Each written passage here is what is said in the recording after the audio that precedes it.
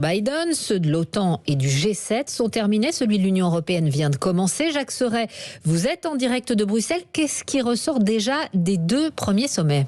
Eh bien, l'un des points qui a fait l'objet d'intenses discussions, c'est la menace nucléaire et chimique que fait peser la Russie.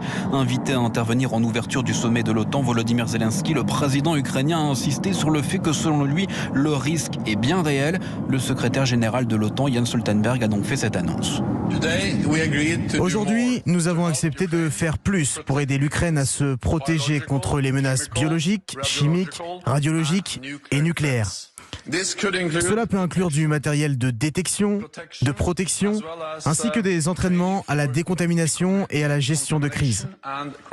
L'OTAN déploie aussi des défenses chimiques, biologiques et nucléaires supplémentaires pour renforcer ces groupements. Et si la Russie utilise des armes chimiques, Joe Biden promet, je cite, une réponse de l'OTAN. Sur le volet humanitaire, Washington annonce $1 milliard d'aide supplémentaire. Dit prêt à accueillir 100 000 réfugiés sur son territoire. La guerre et ses conséquences, Emmanuel Macron a lui proposé lors du G7 un plan d'urgence pour la sécurité alimentaire.